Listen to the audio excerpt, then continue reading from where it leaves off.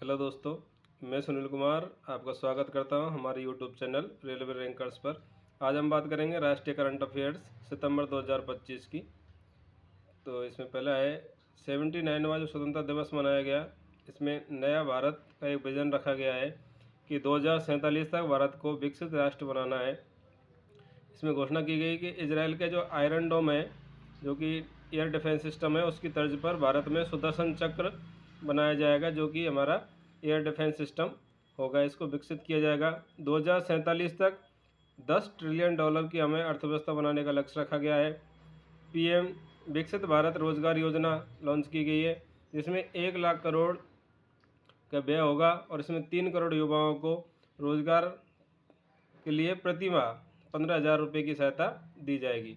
और वर्ष 2047 तक सिकल सेल एनीमिया जो रोग है उसको भी मुक्त करने का लक्ष्य इसमें रखा गया है कि भारत को इससे मुक्त कराना है। केंद्रीय स्वास्थ्य मंत्रालय के द्वारा 12 अगस्त 2025 को राज्य स्वास्थ्य नियामक उत्कृष्टता सूचकांक, जिसका नाम रखा है श्रेष्ठ, state health regulatory excellence index launch किया गया है।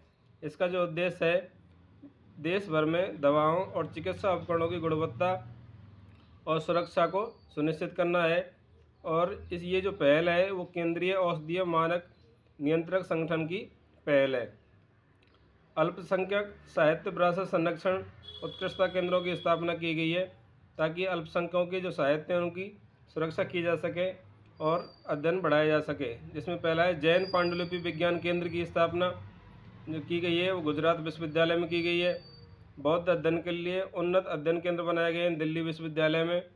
गुरुमुखी लिपि के लिए खालसा कॉलेज दिल्ली में। जैन अध्ययन केंद्र देवी अहिल्या विश्वविद्यालय में। और पारसी एवं बौद्ध धर्म के जो उन्नत सेंटर बनाए गए हैं वो मुंबई विश्वविद्यालय में बनाए गए हैं। इसके साथ ही एक आंकड़ा है कि असम और जो महाराष्ट्र हैं यहाँ पर डिफेंस इंडस्ट्रियल कॉरिडोर बनाया जाएगा। पूछा जा सकता है असम एवं महाराष्ट्र में डिफेंस इंडस्ट्रियल कॉरिडोर। संसद में जो मानसून सत्र था उसमें बिल पारित हुए। ऑनलाइन गेमिंग संवर्धन एवं विनियामक विधेयक 2025 में पारित हुआ है। इसमें प्रमोशन करने वाले को इसमें 3 साल की कैद या 1 करोड़ रुपए का जुर्माना है। और इसको राष्ट्रपति के द्वारा जो मंजूरी दी गई है 22 अगस्त 2025 को दी गई है। दूसरा जो बिल आया था भारतीय बंदरगाह विधेयक 2025, इसने स्थान लिया है 1908 का जो बंदरगाह अधिनियम था उसके स्थान पर 2025 का लाया गया है। समुद्री माल परिवहन विधेयक 1925 के स्थान पर 2025 का नया है। मर्चेंट शिप बिल 2024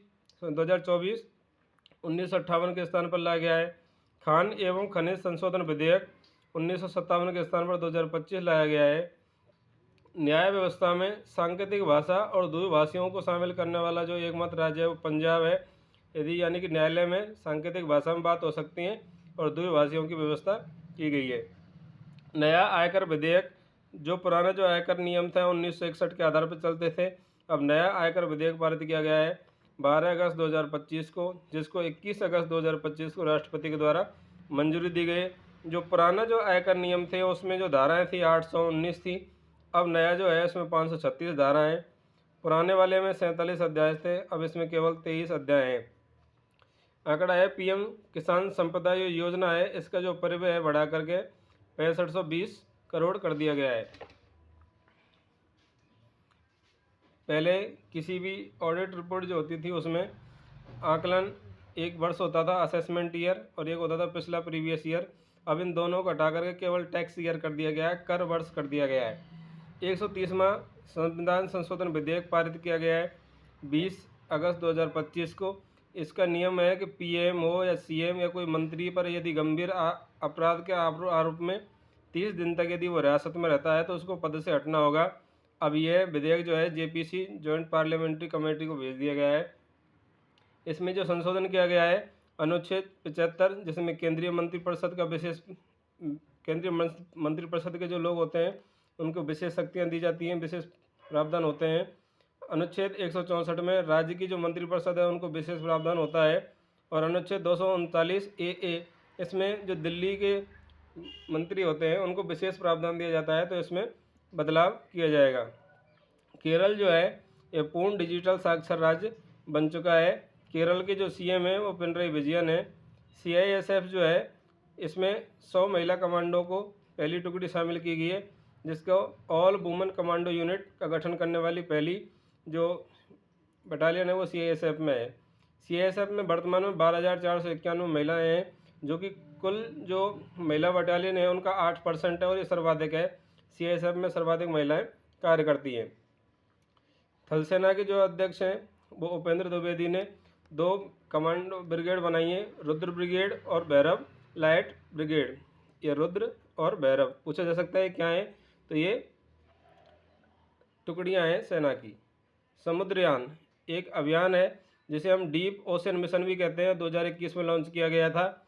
इसको पृथ्वी विज्ञान मंत्रालय द्वारा जारी किया गया है। इसमें मत्स्य 6000 को दिसंबर 2027 तक लॉन्च किया जाएगा। मत्स्य 6000 का मतलब है कि समुद्र की 6000 मीटर की गहराई तक जाने का इसमें लक्ष्य रखा गया है पनडुब्बी की सहायता से, और इसमें फ्रांस इसमें सहयोग करेगा। अभी कुछ दिनों पहले राजू रमेश जो कि 4025 मीटर और जितेंद्र पाल सिंह 5002 मीटर की गहराई में जाने का इन्होंने टारगेट किया है। पीएम मोदी ने परीक्षा पर चर्चा की, जिसमें 3.53 करोड़ लोग इसमें शामिल हुए थे, जो कि गिनीज वर्ल्ड रिकॉर्ड बनाया गया है। एक अंतरिक्ष प्रयोगशाला स्थापित की गई है, पासंग बांगचुक सोना इसरो अंतरिक्ष प्रयोगशाला, और यह सियोमी जिला अरुणाचल प्रदेश में स्थापित की गई है। इसको स्थापित करने के लिए इसरो और मुस्कान फाउंडेशन ने आपस में सहयोग किया है। बाज आँख यानी बाज की आँख, ये क्या है, एक एंटी ड्रोन सिस्टम है, एडीएस बोलते हैं, एडीएस एंटी ड्रोन सिस्टम। इसको 9 अगस्त 2025 को लॉन्च किया गया है। इसको पंजाब सरकार के द्वारा पाकिस्तान की सीमा से सटे हुए क्षेत्र हैं वहाँ पर इसको लॉन्च किया गया है, ताकि नशीली दवाओं और तस्करी को रोका जा सके। बड़धमना गांव ये नागपुर महाराष्ट्र में है, और ये यहाँ पर भारत की पहली कृत्रिम बुद्धिमत्ता आर्टिफिशियल इंटेलिजेंस एआई से संचालित पहली आंगनबाड़ी बनाई गई है। महाराष्ट्र के जो सीएम हैं वो देवेंद्र फडणवीस हैं, और ये जो मिशन के तहत बनाया गया है उस मिशन का नाम है मिशन बाल बरारी। महाराष्ट्र में मिशन चल रहा है, मिशन बाल बरारी के तहत जो आंगनबाड़ी है उनको एआई से संचालित किया जा रहा है। आदि कर्मयोगी अभियान ये देहरादून उत्तराखंड से शुरुआत किया गया है।